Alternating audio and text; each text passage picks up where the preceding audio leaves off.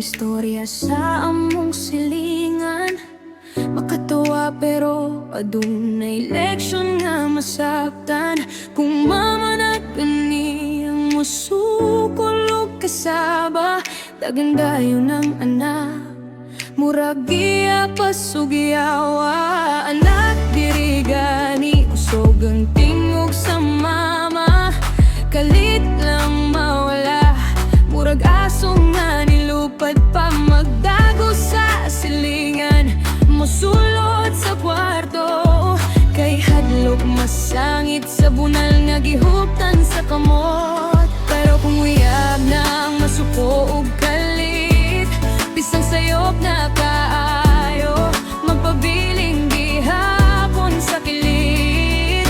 Bisang giingnan o kayaw nagbalik, magulat gihapon sa gawas sang dod. Mahuman ang kanagat.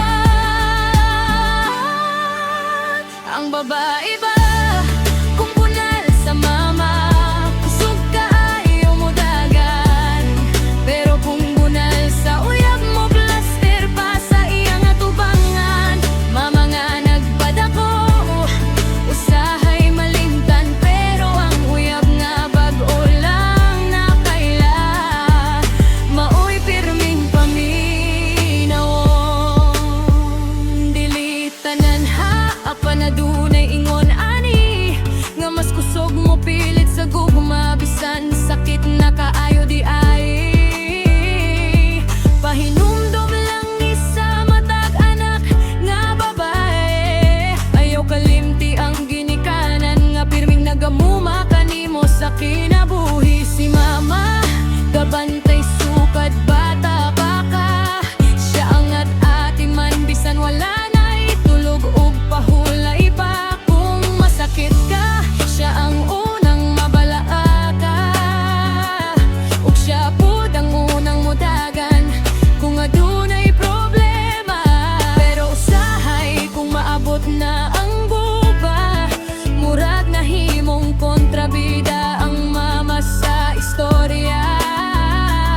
Bisan tambag ra ang iyang tumong ug gingon, mas pilion pa ang uyab. Bisan klaro nang sayop ang direksyon.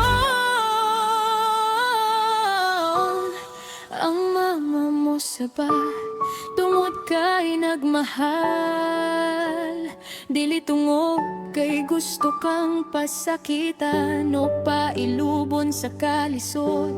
Ang tinuod nga gugma, dili man mapalayo sa pamilya, kundi magduol pagani aron respetohon silang tanan. Ang babae ba kung bunal sa mama, kusog kaayo mo dagan. Pero kung bunal sa uyab mo, plaster pa ug magpabilin sa iyang kiliran. Hinaot nga ang gugma, dili makapapikit sa kamatuoran. Kayang kinikanan mauli mo ng higala ug unang sandigan. Kay kung moabot ang panahon nga tanan ni biya, kasagaran si mama ug papa gihapon nang magpabilin sa imong kilira. Maunang ampingi ang gugma ug ampingi usab ang pamilya. Kay ang duha importante sa paglakaw sa kinabuhi.